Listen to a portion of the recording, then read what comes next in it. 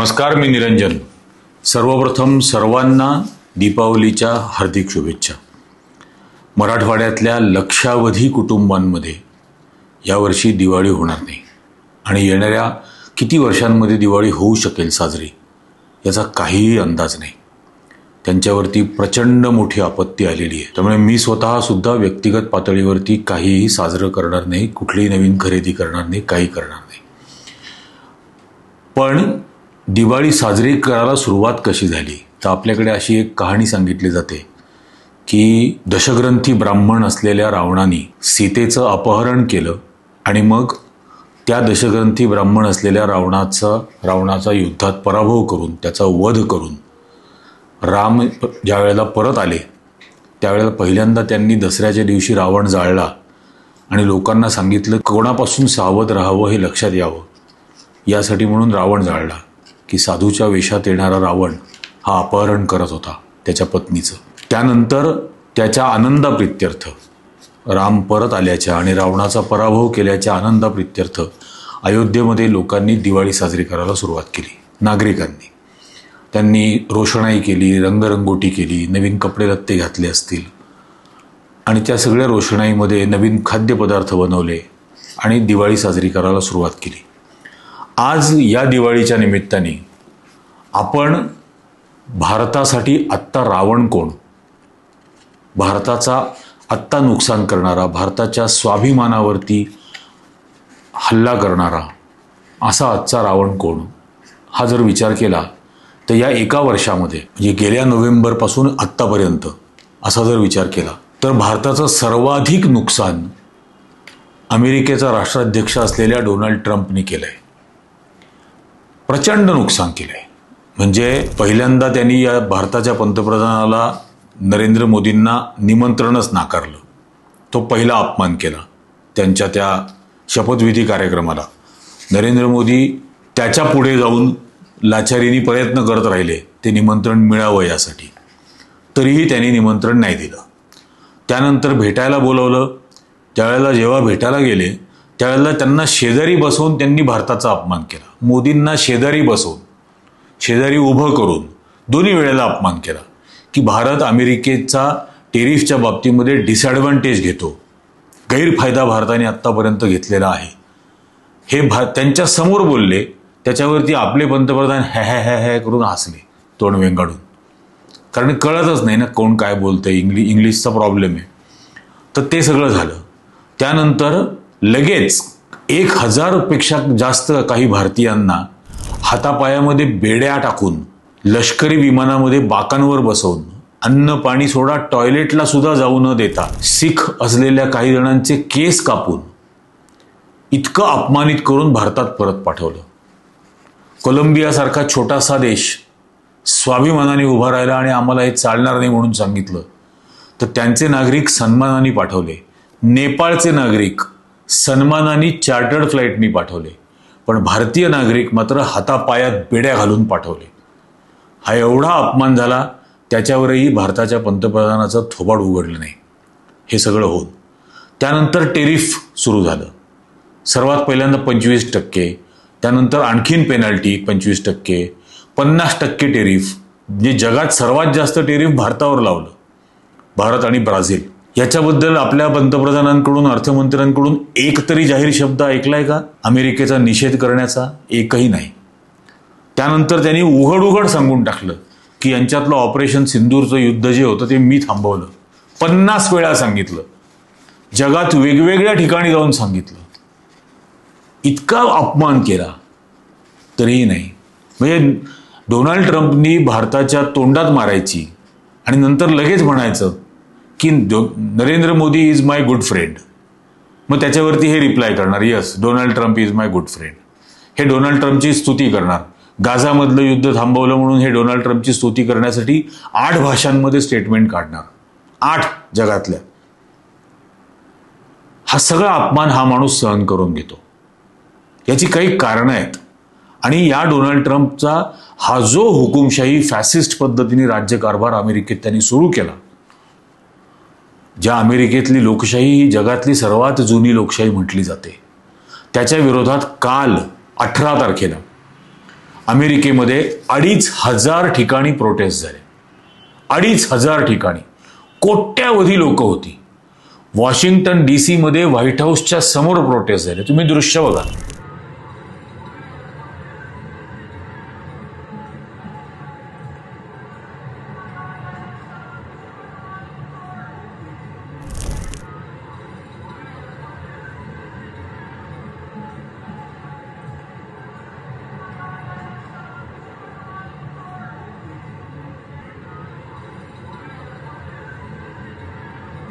Washington DCला white हाऊसच्या समोर prostate झाले. शिकागोमध्ये लक्षावधी लोक समुद्र किनाऱ्यापासून एक प्रचंड मोठं अमेरिकेच्या संविधानाची कॉपी घेऊन चालत होते निदर्शनांमध्ये डोनाल्ड ट्रम्पच्या विरोधात. आणि या प्रोटेस्टचं नाव काय होतं? No kings protest. स्वतःला राजा समजू नका, इथं कोणीही राजा नाही, तुम्ही ही लोकशाही आहे. त्यात पोस्टर्स होते, फॅसिझम मस्ट एंड. हा फॅशिझम जो सुरू झालेला आहे, हा फासीवाद जो सुरू झालेला आहे, हा थांबायलाच हवा, हा संपायलाच हवा. अशी हातात पोस्टर्स घेऊन लोक फिरत होते.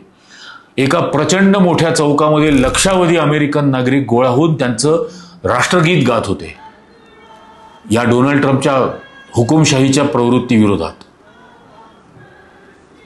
याच्या विरोधामध्ये, डोनाल्ड ट्रम्पच्या विरोधामध्ये जगात इतर ठिकाणी प्रोटेस्ट झाले. कॅनडामध्ये झाले. कॅनडामध्ये काही शहरांमध्ये प्रोटेस्ट झाले. तिथेही लक्षावधी लोकांनी भाग घेतला की हा मनुष्य शेजारी राष्ट्र असलेल्या अमेरिकेतली लोकशाही संपवतोय, म्हणून तिथं प्रोटेस्ट झाले. जगभरामध्ये याच्याबद्दलची निदर्शनं झाली, याच्याबद्दलचा विरोध झाला.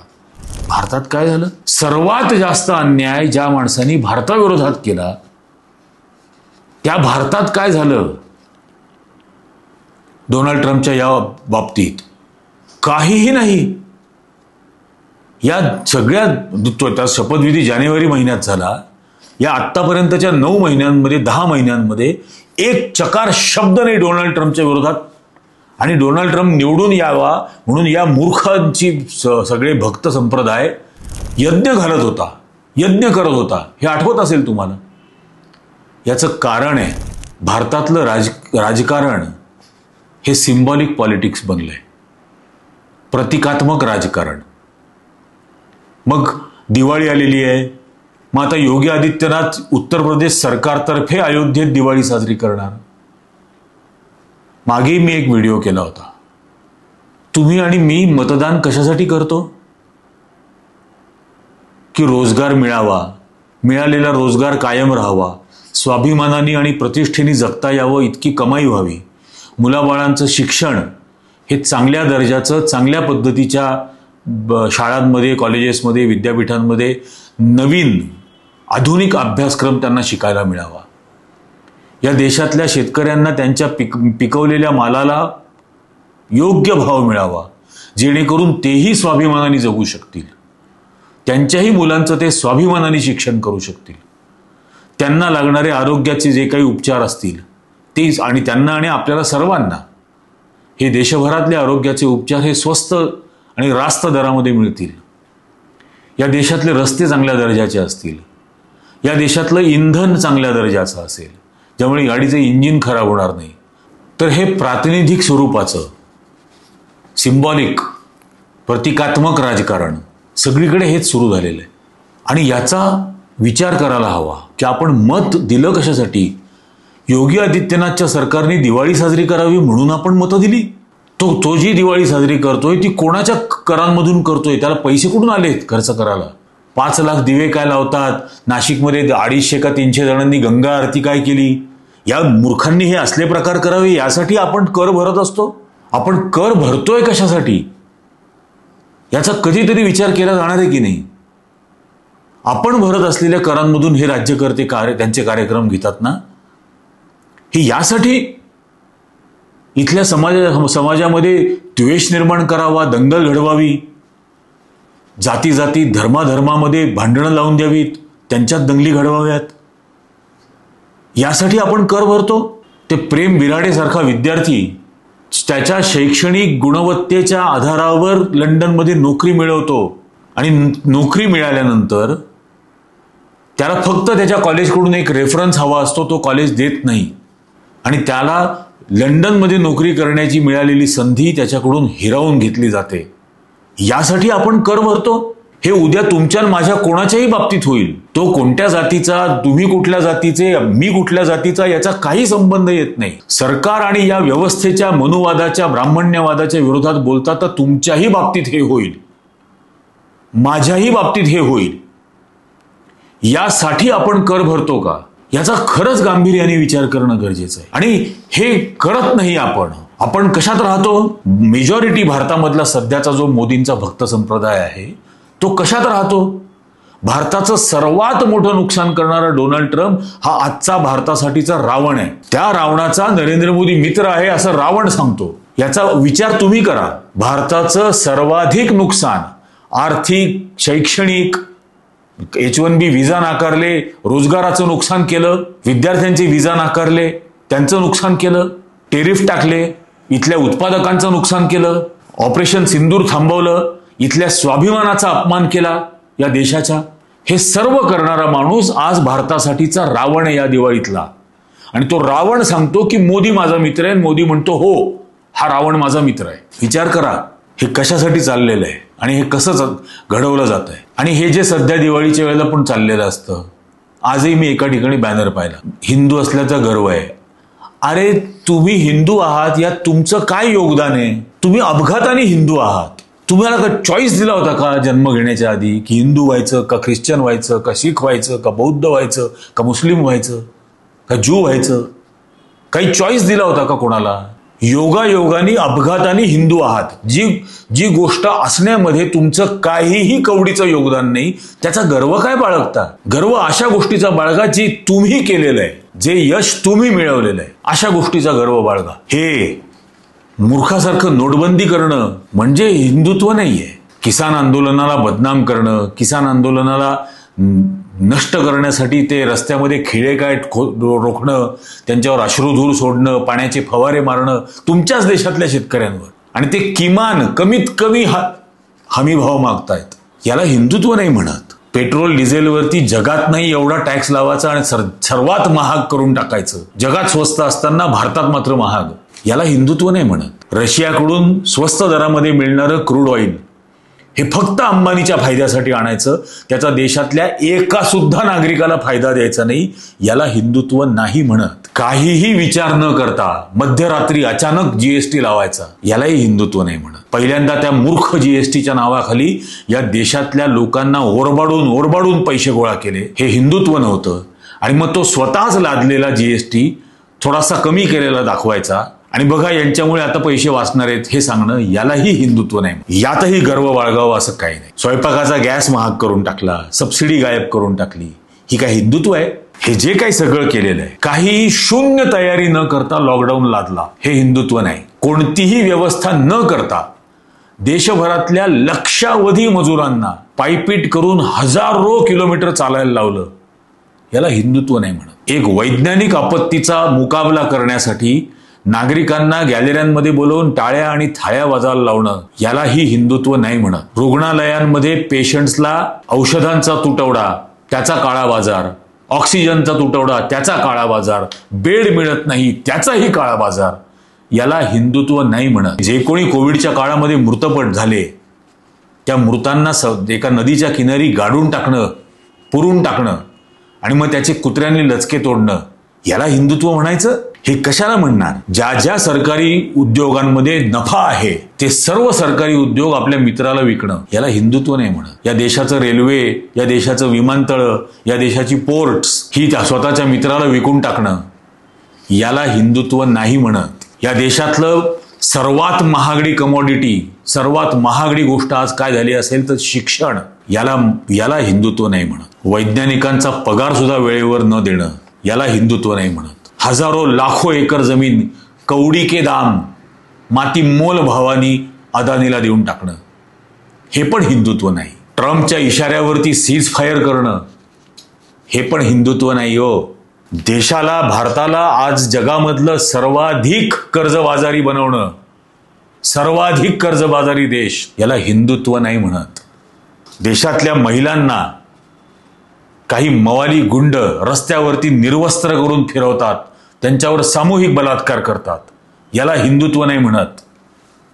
बलात्कार आणि खून करणाऱ्या आरोपींना शिक्षा झालेली असताना ती माफ करणं आणि माफ केल्यानंतर त्या आरोपींचं देशभक्तासारखं स्वागत करणं, यालाही हिंदुत्व नाही म्हणत.